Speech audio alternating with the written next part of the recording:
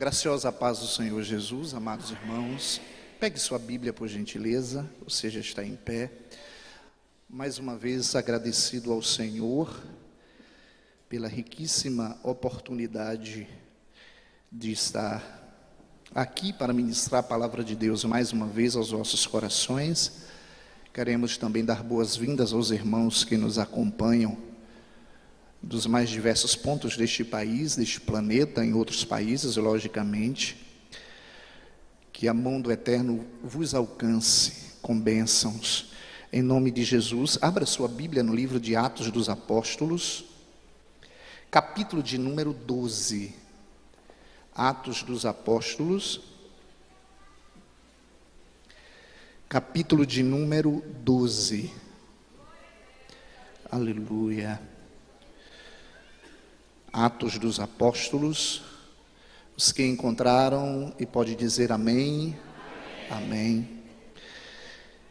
E por aquele mesmo tempo, rei Herodes estendeu as mãos sobre alguns da igreja para os maltratar.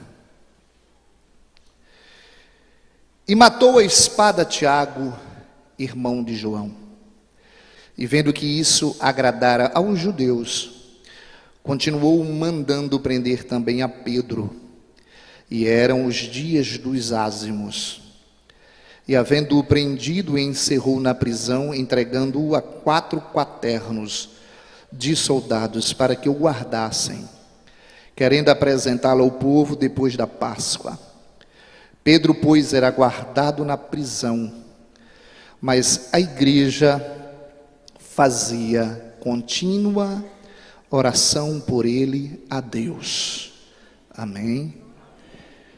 Coloque sua mão no coração, em nome de Jesus, e diga: Deus, fala comigo mais uma vez, em nome de Jesus. Amém. Podeis assentar. Muito obrigado. Amados irmãos, eu venho meditando nas Sagradas Escrituras, especificamente no livro de Atos dos Apóstolos, por representar muito bem a escritura de Atos dos Apóstolos, a história da igreja, ou a continuada história da igreja. E nós louvamos a Deus, porque Deus inspirou Lucas, o médico amado, a escrever esta dupla obra, Lucas e Atos. E nos presenteou com narrativas da maior importância para a vida da igreja. Eu escolhi aqui o capítulo 12 de Atos dos Apóstolos para falar com vocês nesta noite de domingo sobre o tema Você na agenda de Deus. Você me entendeu? Você na agenda de Deus. Eu quero que você fale consigo mesmo: eu estou na agenda de Deus. Se você tem liberdade para olhar para esta pessoa ao seu lado, diga para ela: você está na agenda de Deus. Amém. Glória a Deus. Deus está presente.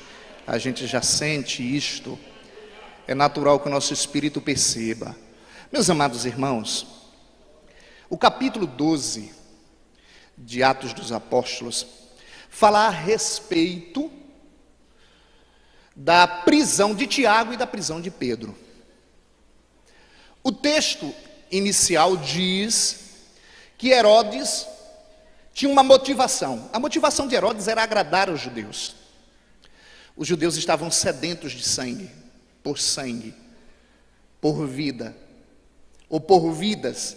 E estas vidas nada mais eram do que a igreja do Senhor perseguida na cidade de Jerusalém. A igreja deveria barrar a sua jornada, a sua marcha em Jerusalém, a qualquer custo. E os judeus, movidos de inveja, mancomunaram-se com Herodes, e Herodes, na tentativa de agradar aos judeus, sanguinários, mandou prender a Tiago e mandou prender a Pedro. O texto inicialmente diz que ele matou a Tiago à espada. Existiam 4 formas de executar a pena capital em alguém que se tornasse de uma certa forma ou inimigo do Estado ou inimigo do povo judeu. Até porque isso está mais para um crime civil do que um crime de cunho religioso. E a pior das mortes, que representava a vergonha de quem estava sendo executado, era exatamente a decapitação, isto mesmo, a decapitação do indivíduo desafetuoso. Por que escolheram a Tiago e a Pedro para servir de exemplo, para impor medo, um medo associado com o pavor, porque a morte era muito real, a perseguição não era apenas uma falácia, não era apenas uma ameaça, mas era uma perseguição real. E diz a tradição que Tiago, que era irmão de João, este homem tinha um temperamento muito forte.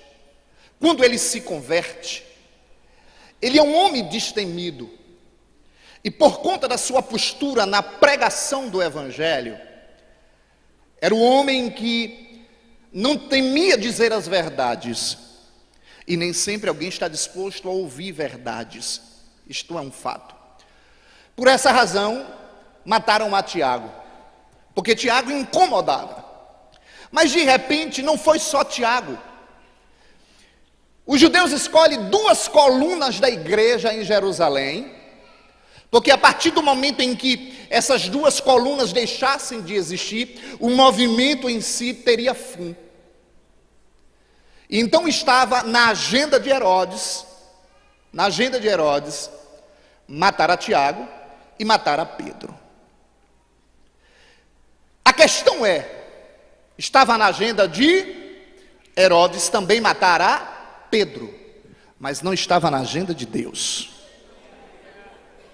Isso faz toda a diferença. O que se entende por uma agenda, uma data marcada, um encontro marcado, com um propósito muito bem específico.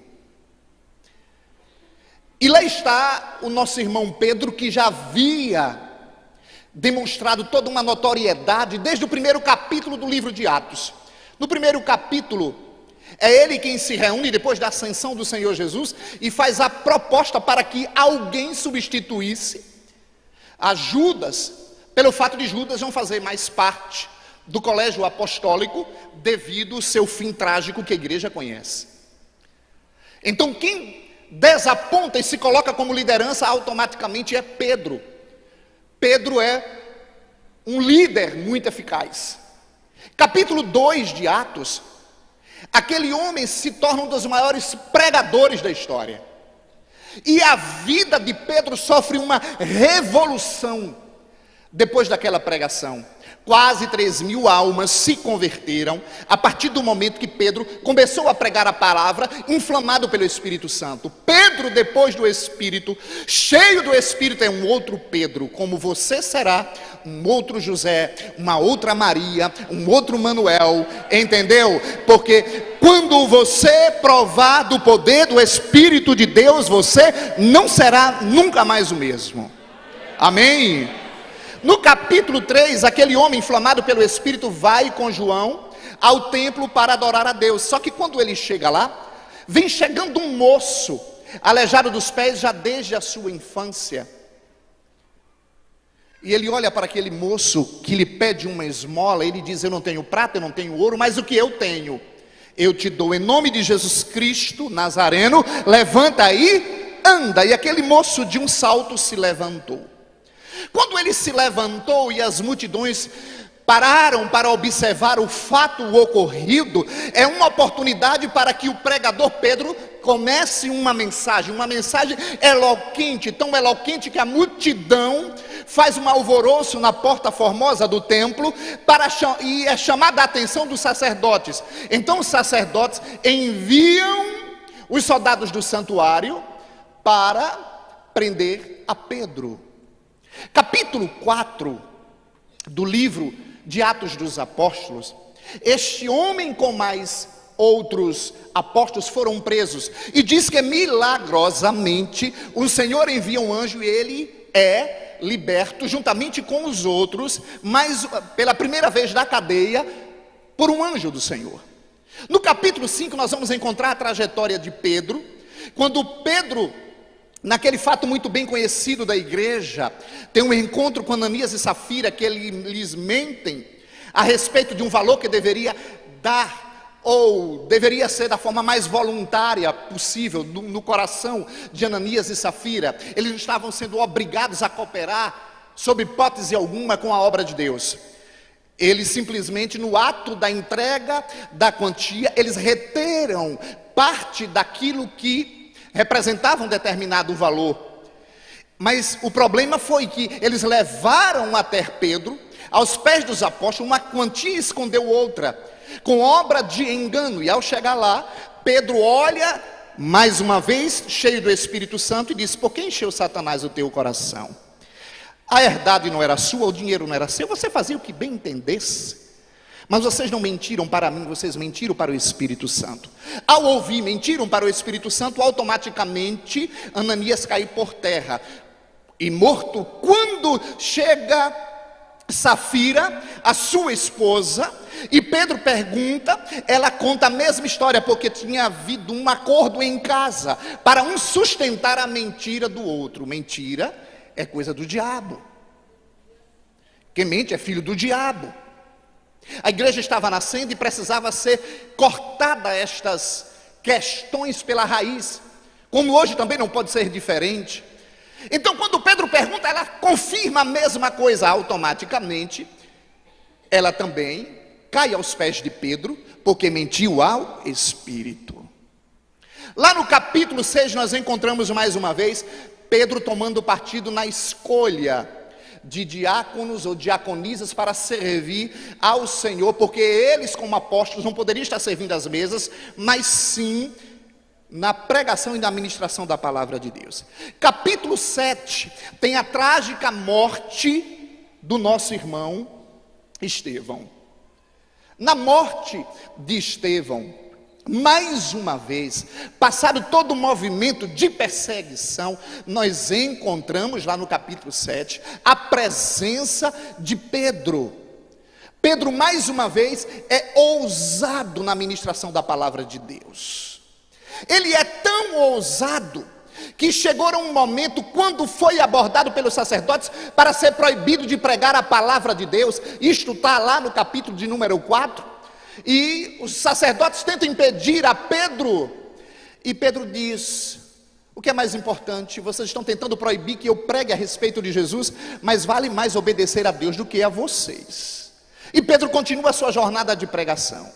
No capítulo de número 8, quando a perseguição aumenta, entre capítulo 7 e capítulo 8, a igreja do Senhor em Jerusalém começa a ser dispersa, e alguns dos nossos irmãos chegam até Samaria, e milagres começam a acontecer em Samaria pela pregação do Evangelho. Pois bem, de repente, mais uma vez, Lucas registra que Pedro vai até Samaria para ver de perto os milagres que estavam acontecendo. E lá tem um fato bastante curioso, quando Pedro se encontra com Simão, um mágico, e que queria lhe comprar um dom espiritual. Capítulo 10, Pedro, ele é chamado por Deus para uma grande obra. A obra era ir até a casa de Cornélio, um homem gentil, que tinha recebido de Deus uma visão, e nesta visão ele ouvia o nome de Pedro e que mandasse chamar a Pedro, porque tinha algumas coisas que ele precisava saber e só Pedro poderia dizer. Então capítulo 10 e capítulo 11 é quando Pedro vai até a casa de Cornélio, prega a palavra, a casa de Cornélio é batizada, convertida, cheia de fogo, da bênção do Espírito Santo. Eles receberam o dom do Espírito Santo, como os judeus também receberam. E no capítulo 11, Pedro vai para Jerusalém, porque a notícia chegou que Pedro, pelo fato de ser judeu, não podia se misturar com os gentios e tinha que dar uma explicação à igreja. A igreja estava nascendo e era natural entender esse comportamento, porque judeu não se comunicava com samaritano, com gentio, ninguém que não fosse da mesma raça. E de repente Pedro relata a história do que havia acontecido. Ele disse: eu preferi obedecer a Deus, porque o que Deus falou comigo, através de uma visão, eu tinha que obedecer a Deus, e ele foi e obedeceu de fato. Aí entra o capítulo de número 12. No capítulo de número 12, Pedro já está em Jerusalém. Quando Pedro chega a Jerusalém, ele é pego pelo rei Herodes. O rei Herodes, como eu falei a princípio, queria agradar aos judeus, porque os judeus tinham como missão barrar o crescimento da igreja do Senhor. Irmãos, e vamos tomar a mesma palavra que Gamaliel aconselhou aos outros sacerdotes: se esta obra é de Deus, ela continua. Se não é de Deus, então ela vai parar pelo meio do caminho. Mas se esta obra é de Deus, cuidado, senão vocês podem estar combatendo contra a obra de Deus ou contra o próprio Deus.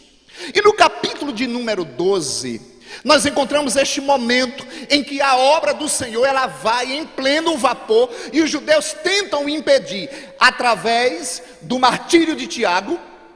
Pouco se sabe a respeito de Tiago, e agora a respeito de Pedro. Pedro foi guardado por Herodes, depois da Páscoa e dos pães ázimos, para ser executado, como foi Tiago, também para satisfazer aos judeus. Irmãos, este Herodes, ele era sobrinho de Herodias, a mesma mulher que mandou matar, solicitou a morte de João Batista. Este homem tinha no seu sangue a necessidade de se opor ao crescimento da igreja do Senhor, enfim, a tudo que representasse a pessoa de Cristo. Ele já vem de uma geração de imperadores sanguinários. Mas, queridos e amados irmãos, o texto diz que este Herodes, que era o Agripa I, ele simplesmente prende Pedro. Ele trancafia Pedro na masmorra e espera o momento em que Pedro seria executado. Mas percebam uma coisa: dentro de todo este relato da história de Pedro, de que Pedro é preso e a igreja fazia o quê? Contínua oração por ele. Então quero falar nesta noite, neste primeiro ponto, sobre Tiago e Pedro, marcados para morrer. Mas Pedro é liberto da morte, é livre da morte. Se eles estavam marcados para morrer, estavam na agenda de Herodes para morrer, um de fato morreu, mas o outro, Deus tinha um plano muito especial. Os dias de Tiago já haviam sido findos. Os dias de Tiago já haviam sido completados sobre a face da terra, e aprove ao Senhor, por intermédio de uma decapitação, tomá-lo para si. Mas Deus ainda tinha um projeto na vida de Pedro. Irmãos, tem um fato bastante curioso. Por que eu digo curioso? Porque a igreja tem se esquecido do fator mais importante e que foi preponderante na libertação da vida de Pedro das garras de Herodes. O primeiro fato é a oração. A igreja fazia o quê? Contínua oração. Por quê? A igreja entendia naquele momento que só a oração seria capaz de resolver um problema tão difícil. Porque a igreja não tinha advogados para apelar a Herodes. A igreja não tinha ninguém de importância para chegar até Herodes, amigo de Herodes, e fazer um apelo para que soltasse a Pedro. Porque Herodes estava contando os dias para a decapitação também de Pedro. A igreja não tinha mais nenhum tipo de saída. Eu quero te dizer uma coisa nesta noite: não opte pelo recurso da oração apenas quando as coisas estão difíceis na sua vida. Infelizmente, a igreja tem apelado para a oração quando as coisas vão de mal a pior, quando as coisas estão cambaleando. Mas eu quero despertar pelo Espírito de Deus nesta noite a igreja Cristianismo Sem Fronteiras aqui em Feira de Santana, que ore a Deus. E quando você orar a Deus, viver uma vida prática de oração, não apenas para receber uma bênção especial de Deus, mas que a oração seja algo real na sua vida, no seu dia a dia. Quando isto acontecer, meus amados irmãos, nós seremos outra igreja em Feira de Santana. Porque eu continuo crendo no poder da oração que move a mão de Deus. Mas o que a oração é capaz de fazer diante das muralhas de uma cadeia, de uma masmorra? Se fosse apenas falácia, se a oração fosse apenas palavras soltas ao vento, é da mesma sorte de que o que uma brisa suave pode fazer com um arranha-céu não vai derrubar nunca. Ei, mas a oração é como uma energia. Uma energia não conhece parede. Uma energia não conhece limites para lhe barrar. Quando você se colocar de joelhos diante de Deus por uma causa, não importa a situação, por mais difícil e desesperadora que seja, porque nós encontramos um homem que está aprisionado. Ele está aprisionado com 4 soldados próximos a si. E tinha uma questão: Pedro não tinha nunca como escapar daquela prisão. 2 soldados na entrada e 2 soldados gigantões do lado de Pedro, amarrados a Pedro.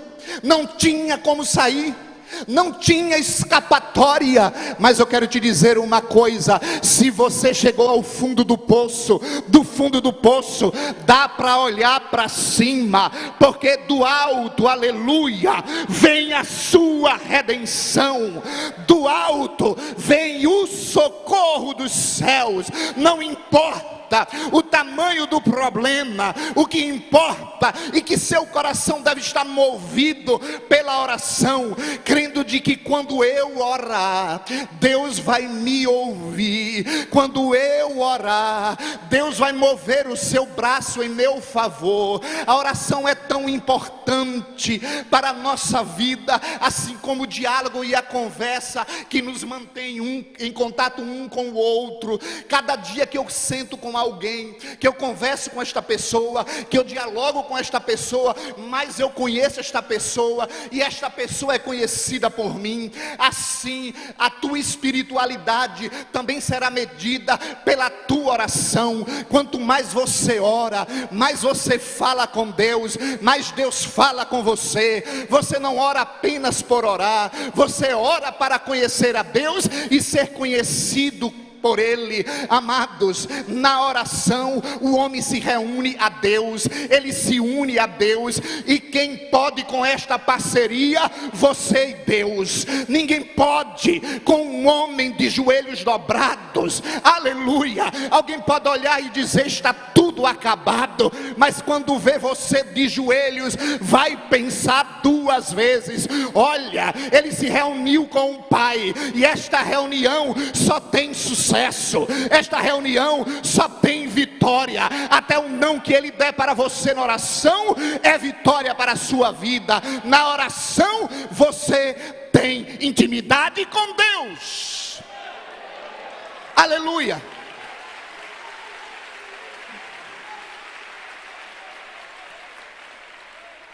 Esta igreja orava incessantemente. Eu estava lendo a respeito desse texto. E orar incessantemente, o original grego diz que eles oraram com a mesma intensidade. Escute isso, escute. Eles oraram com a mesma intensidade que Jesus orou no Getsêmani. Jesus orou com tanta intensidade no Getsêmani que o seu suor se tornou em gotas de sangue. Esta igreja orou com tanta insistência. Eu não estou falando apenas daquela oração: abençoa meu pai, minha mãe, meu dia, meu irmão, minha irmã, minha madrinha, meu padrinho. Estou falando de oração como meio para se conhecer e manter intimidade com Deus. Aleluia. Então ele ora, esta igreja ora insistentemente, exaustivamente a Deus. E de repente, irmãos, quem ora recebe vitória. Rimou. Quem ora recebe vitória. Fala bem alto: quem ora recebe vitória. Pedro está preso. 2 soldados amarrados a Pedro, acordados. Olha o sobrenatural de Deus. E de repente, enquanto a igreja está fazendo o quê? Orando. Irmãos, mais uma vez eu quero dizer uma coisa para vocês. Descubra o potencial que tem seu joelho dobrado. Descubra. Se preocupe com isso na sua vida. Aí, quando esta igreja está orando, e Pedro sabia naturalmente que aquela igreja estava orando, e quando a igreja orou a Deus, Deus envia um anjo. Aleluia. A Bíblia diz: o anjo do Senhor visita a cadeia. Aleluia. Tem anjo visitando sua casa hoje. Tem anjo visitando sua empresa hoje. Tem anjo visitando, aleluia, a tua casa. Eu profetizo isso em nome de Jesus. Tem anjo guiando o volante, porque tem espírito de morte tentando causar tragédia. Mas o anjo do Senhor acampa-se ao redor do que os temem, para dar livramento. Enquanto a igreja orava, preste atenção, um milagre estava para acontecer na agenda de Herodes. Naquele dia, aleluia, seria o dia de Pedro ser apresentado para a multidão, para mais um espetáculo de horror, de mais uma decapitação. E tem outro fato, escute, recebe essa aí em nome de Jesus. Pedro estava dormindo. Como alguém dorme horas antes do seu martírio? Me diga, me explique. Como alguém consegue dormir sabendo que vai morrer? Irmãos, só tem uma explicação. Só tem uma explicação. Pedro havia recebido uma promessa.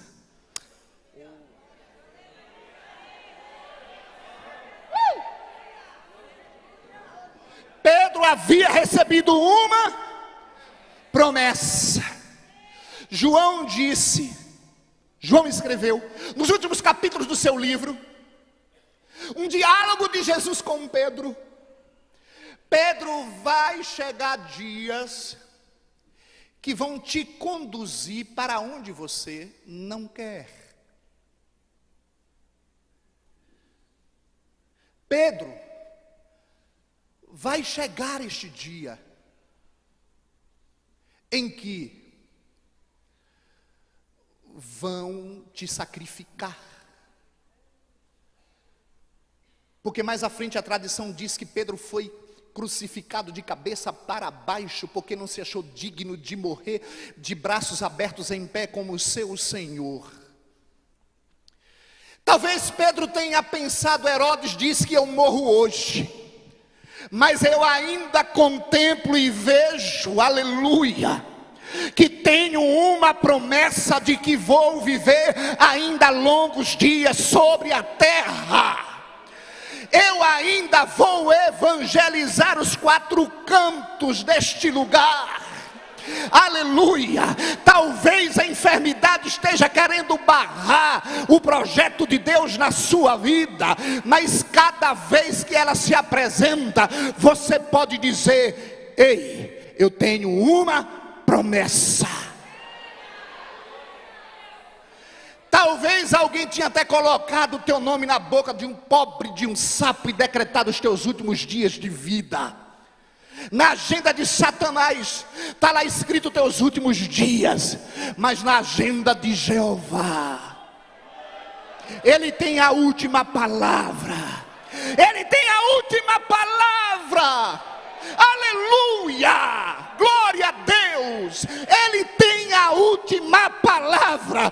Pedro dormiu, porque lembrou que um dia Jesus falou: Pedro, tu vai viver muitos dias sobre a terra. Então Pedro se recorda e diz: eu não vou morrer hoje, porque eu tenho uma promessa. Quem me prometeu foi o Senhor. Eu tenho agradado e andado nos seus caminhos. Não tem nada que impeça. Quero te dizer uma coisa: de que quem tem promessa de Deus precisa viver debaixo de uma condição também. Apresentarem essa tal de frase que virou jargão: quem tem promessa de Deus não morre. Anda fora da linha para tu ver se o trem não te pega.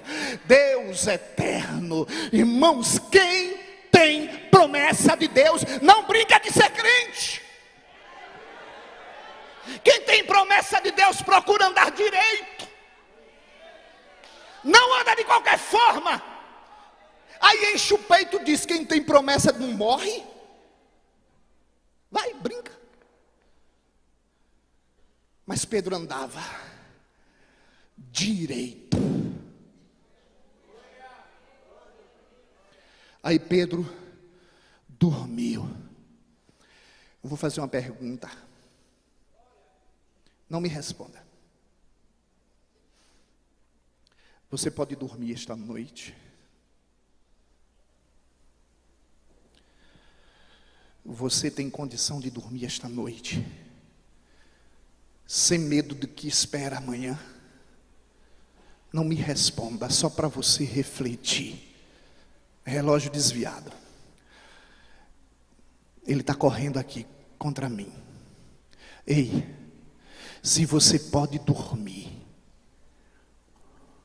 lembre de uma coisa: se você pode dormir enquanto tu descansa, aleluia, está vindo socorro. É Bíblia. Eu estou profetizando Bíblia sobre sua vida. Se você pode dormir, descanse, que Deus está enviando resposta. Aleluia, glória a Deus. Isso é profecia, isto é palavra de Deus. E de repente, quando Pedro está dormindo, Pedro dorme, a cadeia recebe uma visita, a masmorra recebe a visita ilustre de um anjo do Senhor que toca. Pedro, levanta-te, cinge-te, ata as tuas sandálias, lança a capa nas costas e segue-me. Irmão, levanta. Isso é muito bonito. Segue-me. Irmãos, o sobrenatural estava agindo naquele ambiente. As cadeias caíram das mãos de Pedro sobrenaturalmente. Os soldados não perceberam. Ei, Pedro se levanta, passa pelos primeiros soldados, vai em direção à rua. Só que antes de sair, escute isso, tem um portão de ferro. Aleluia. Diga comigo, portão de ferro. Fala com fé, quero profetizar sobre você. Aleluia. Rabai te kiondrasto rebehai.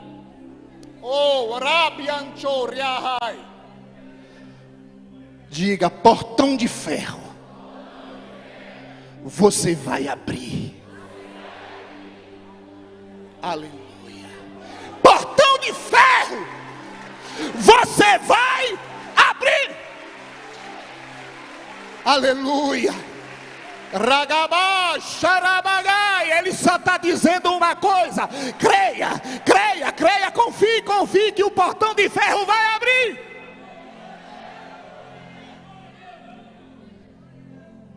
Os espias do diabo não vão ver. O exército de Satanás não vai perceber quando a tua vitória chegar. Porque portão de ferro vai se abrir. O que eu entendo? A igreja orou e Deus deu livramento. A igreja orou e Deus deu livramento.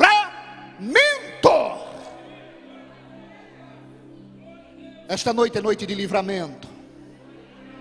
Amém. Profetiza para a pessoa ao seu lado: esta noite é noite de livramento. É noite de livramento. Aleluia. Percebam, este Deus de livramento sempre esteve presente na vida da sua igreja, na história do seu povo. Israel, ou Judá, melhor dizendo, estava sitiada por Senaqueribe. O capítulo 32 de 2 Crônicas, bem como Isaías capítulo 38, retrata este momento quando Senaqueribe invade Jerusalém com 180 mil homens. Sitia Jerusalém, diz palavras blasfemas contra Deus, para atemorizar o povo que estava em cima dos muros, ouvindo o discurso dos generais de Senaqueribe. E aquele povo atemorizado seria normal, porque era a maior força, o maior exército da terra que estava do outro lado do muro. Mas eu quero te dizer nesta noite, não importa o tamanho do teu inimigo, tu tem um Deus que não tem braço de carne, não é homem, aleluia. Você pode recorrer a Ele nesta noite, aleluia. E o exército de Satanás vai cair por terra.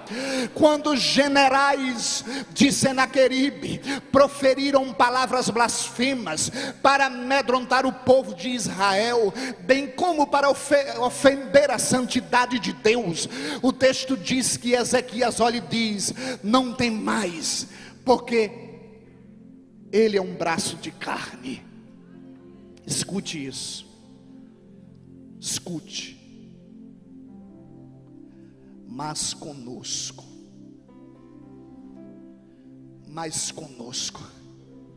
está o Senhor, nosso Deus, para guerrear as nossas guerras.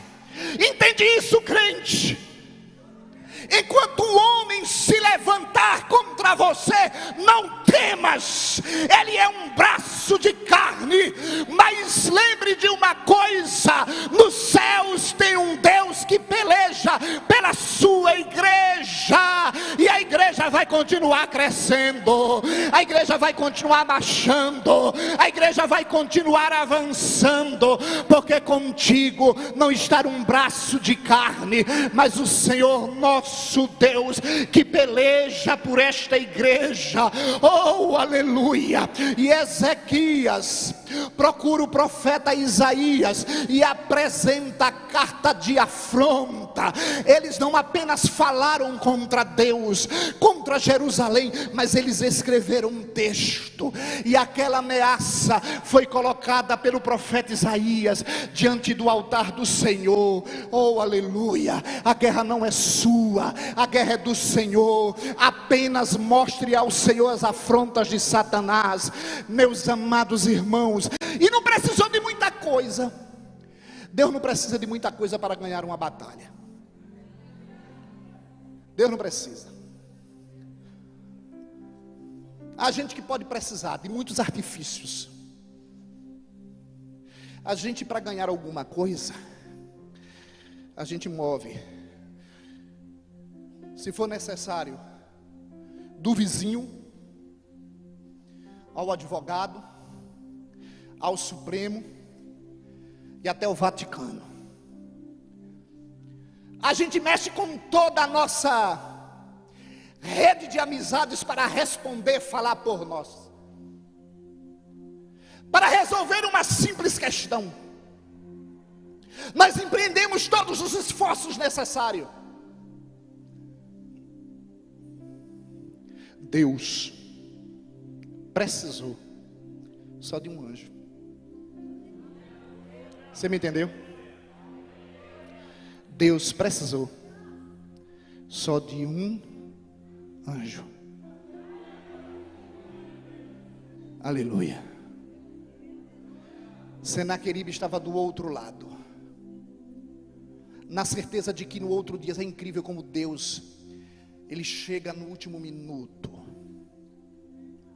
Parecia ser o extermínio de Judá. E quando o homem de Deus orou, Deus de livramento se manifestou naquele dia e enviou um anjo, enquanto o exército de Senaqueribe dormia. O anjo do Senhor feriu de praga.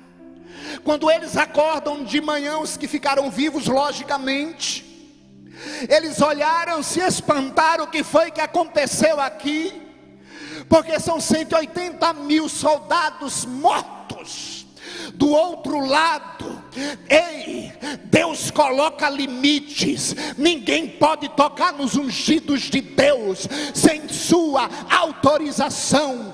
Toda arma forjada, eu quero profetizar sobre você, toda arma forjada do inimigo não terá êxito na sua vida, não terá êxito na sua casa. Ei, Deus colocou limites para as ações de Satanás sobre a terra. Você tem proteção divina. O diabo não tem autoridade para decretar o fim da sua vida.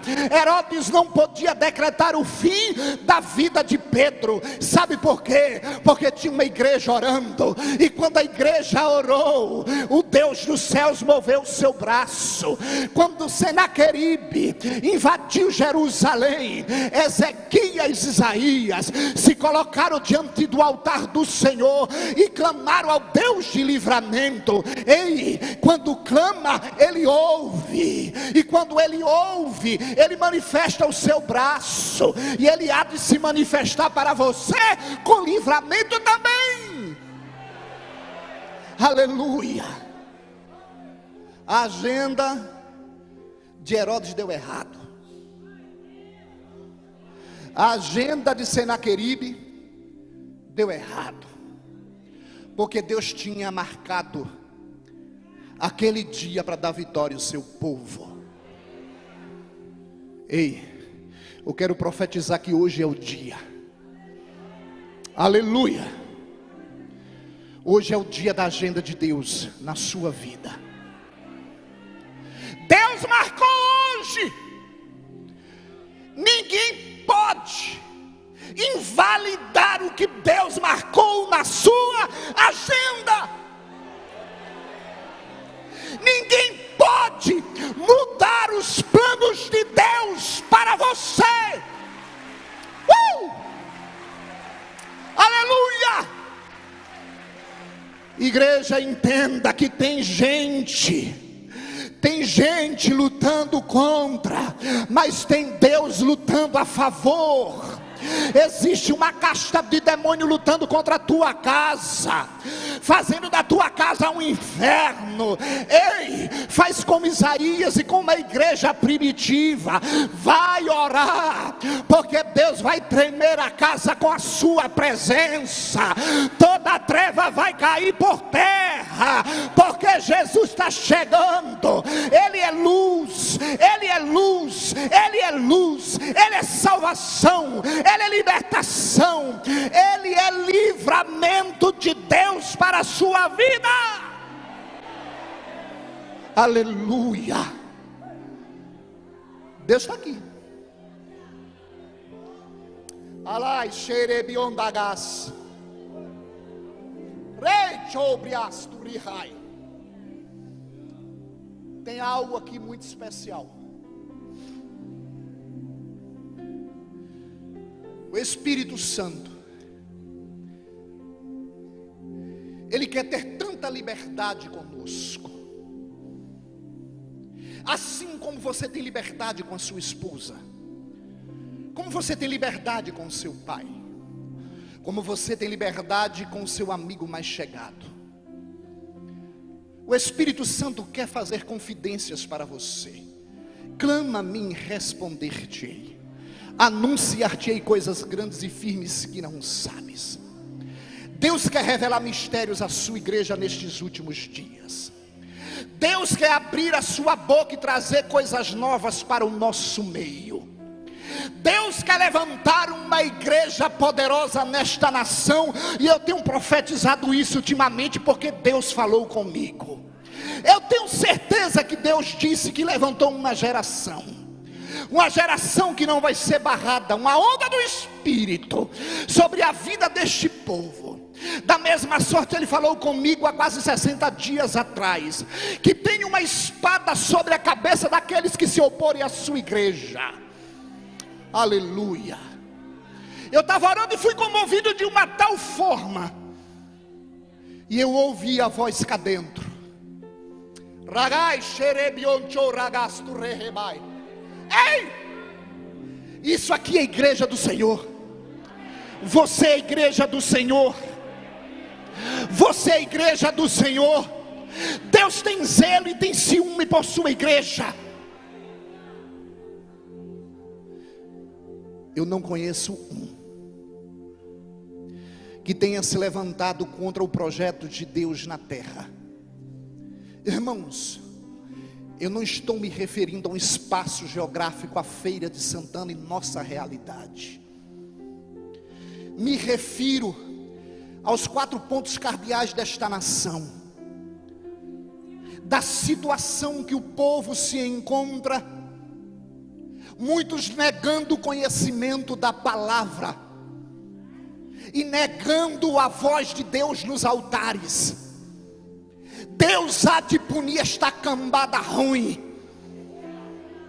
porque Deus tem compromisso com uma igreja que entende a voz do seu Espírito, que quando madrugada é cutucada da cama no frio e diz: levanta e vai orar.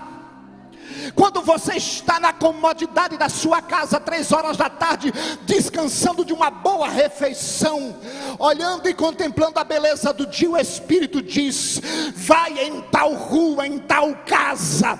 É esta igreja, aleluia, que nós queremos ser. A igreja do tempo de Pedro. Pedro foi tão cheio do seu Espírito que as pessoas procuravam a sua sombra para serem curadas. Que igreja é essa que a sua sombra é um fenômeno? Imagine se tocar as mãos, o que vai sair das tuas mãos. Oh, desperta, Ragai Shaddai, desperta, igreja do Senhor. Oh, aleluia. Deus quer ouvir a tua voz, Deus quer dar livramento.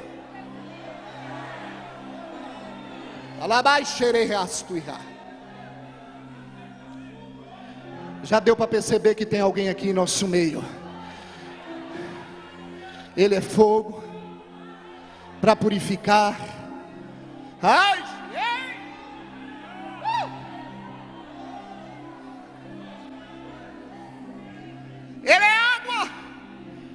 purificar.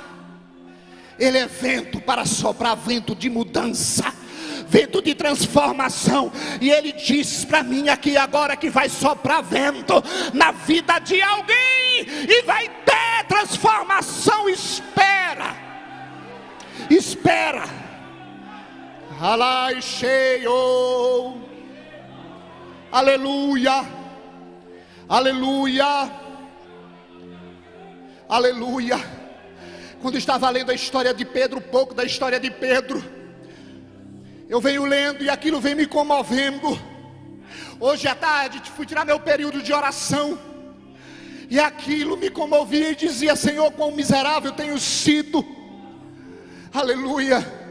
Porque quanto mais batia, quanto mais prendia, mais aquele povo era movido, e o que movia era um amor imenso pelo Cristo e por sua obra. O que é que está faltando em nosso coração? Amor. Está faltando amor. Sabe por quê? Para encerrar, Jesus teve um encontro com a mulher samaritana. O encontro de Jesus com a mulher samaritana também estava na agenda de Deus.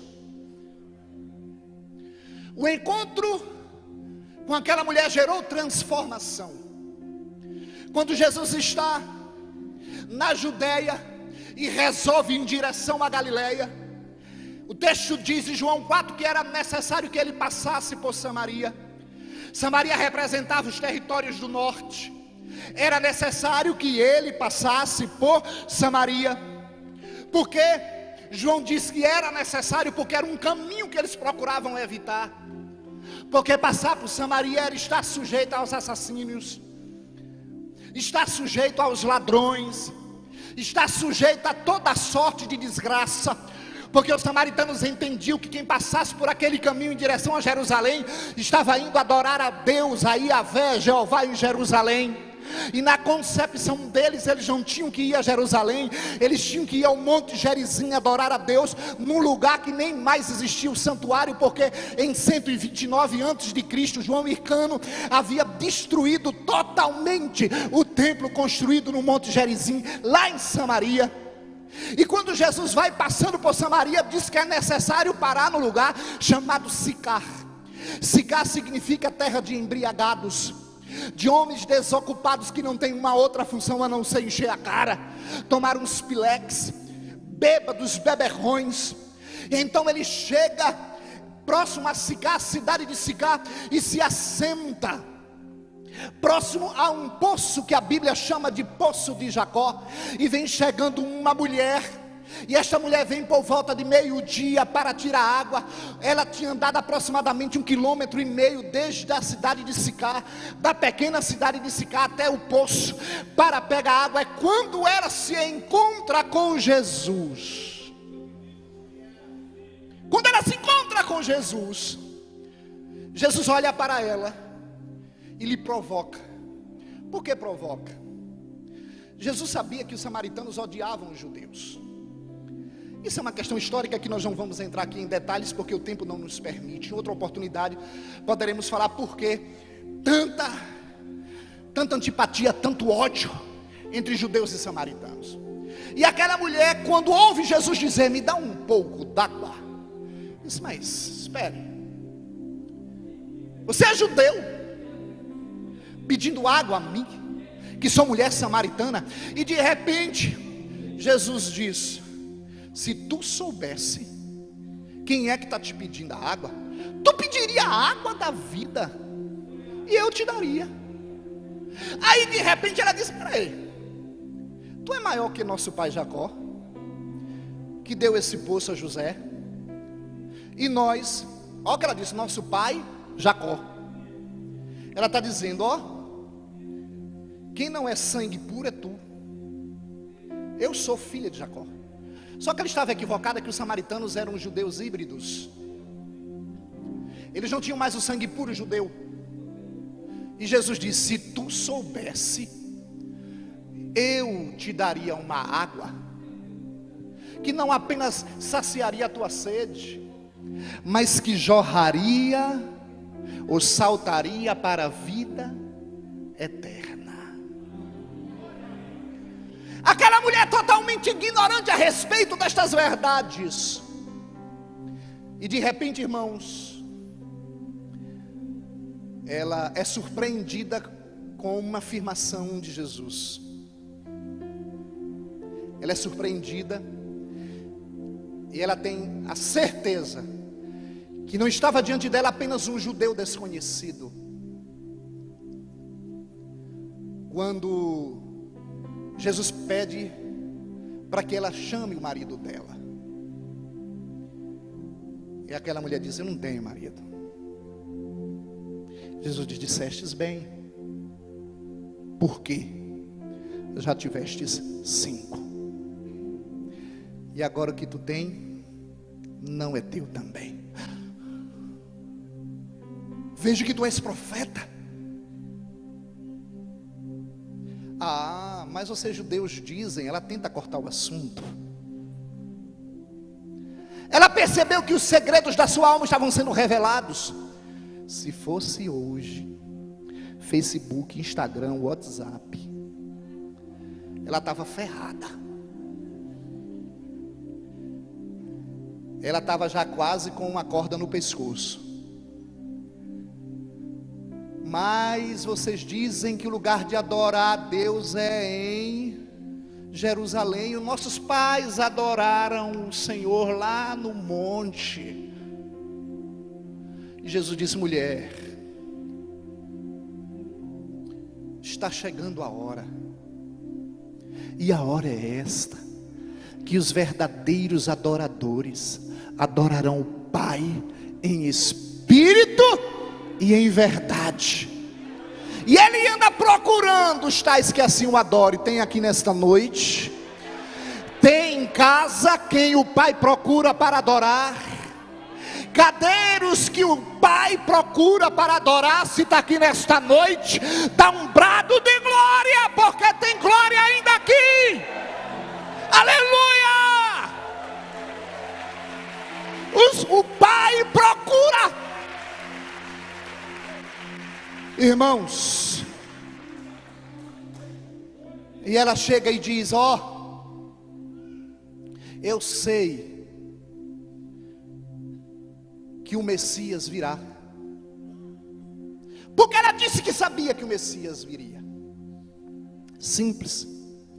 Ela conhecia Deuteronômio.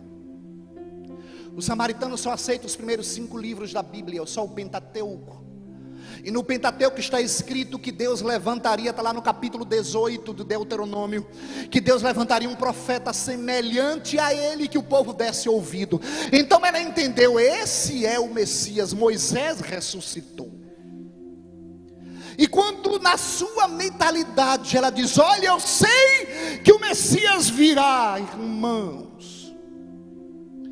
eu fico preocupado com pregadores que se preocupam se tiver 5.000 pessoas ouvindo as suas pregações. Irmão, nós temos aqui hoje aproximadamente 1.000 pessoas. Se tivesse 50, se tivesse 20, Deus não deixaria de revelar as suas verdades se fosse necessário. Parecia perda de tempo Jesus evangelizando uma mulher, e trouxe uma das maiores revelações da história. Eu sei, moço, que o Messias virá. E Jesus disse: sim, aqui ele. Eu sou, e eu que falo contigo, irmãos. Aleluia. É coisa demais, é revelação demais. E alguém diz: mas era uma prostituta, e daí? Ele veio buscar quem havia se perdido, cabra. Ele veio buscar quem havia se perdido. E de repente os discípulos chegam.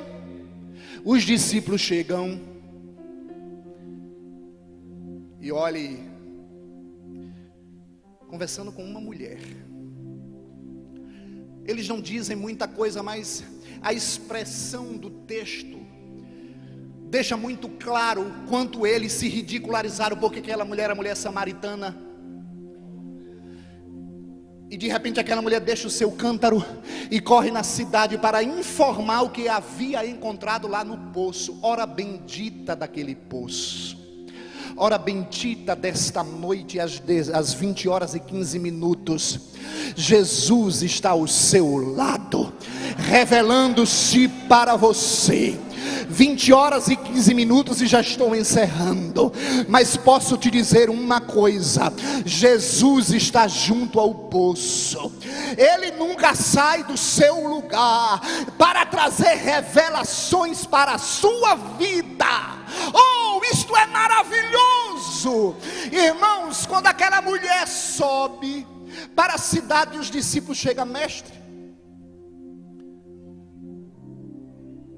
vai comer não? E se eu tenho uma comida para comer? Esta comida é fazer a vontade do meu Pai. Vocês estão vendo as terras aqui aradas de Samaria? Estão vendo? Vocês estão dizendo que daqui a 4 meses haverá ceifa. Escute, igreja, é isso aqui. O trigo havia acabado de ser plantado. 4 meses é o tempo da colheita, do nascimento até a colheita do trigo. Jesus está dizendo: vocês estão vendo o trigo ainda nascendo, mas eu estou vendo que os campos estão brancos para a ceifa. Hernando Dias Lopes, ele faz uma ilustração desse texto fantástico, uma ilustração fantástica. Ele disse que ele vai chamando os discípulos.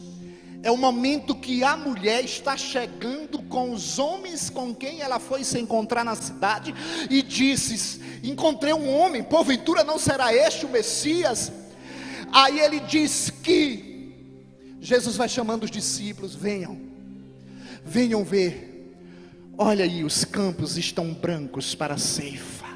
Era a mulher chegando com os homens da cidade para conhecerem a Jesus de Nazaré. Os campos estão brancos para a ceifa. Não é tempo de rinha, de briga, de galo. A gente é a igreja.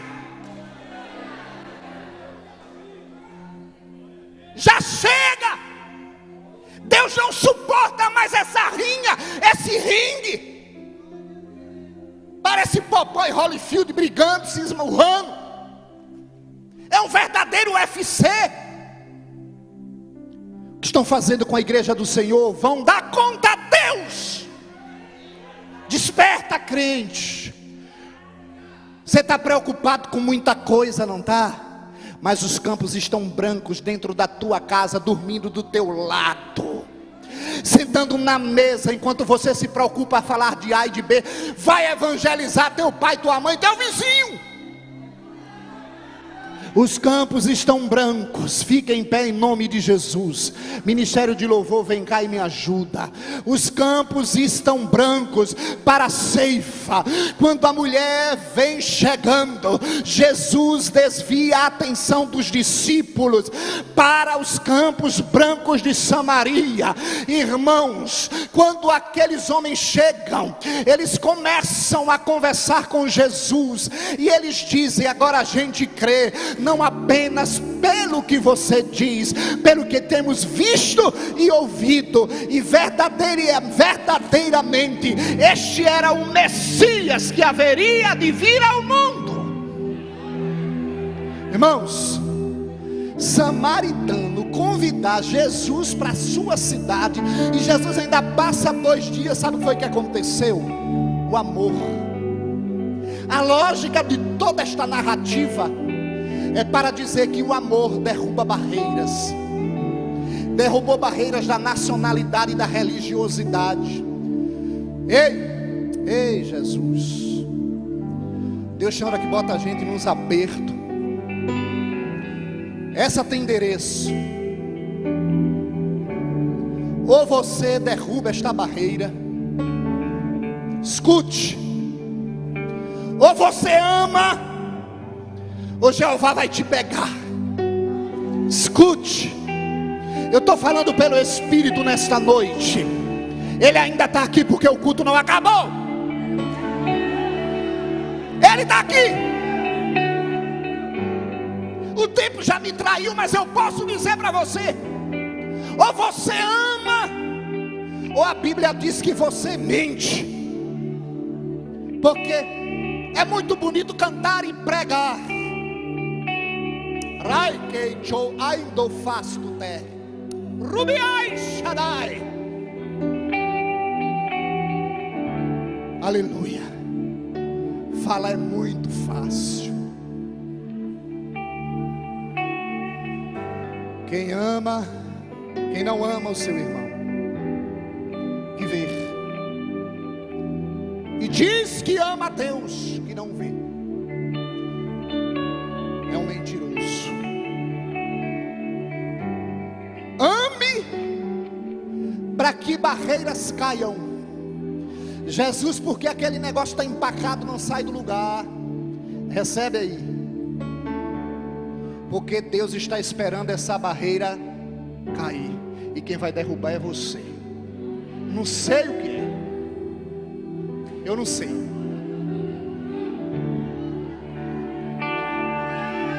Eu só sei que tem.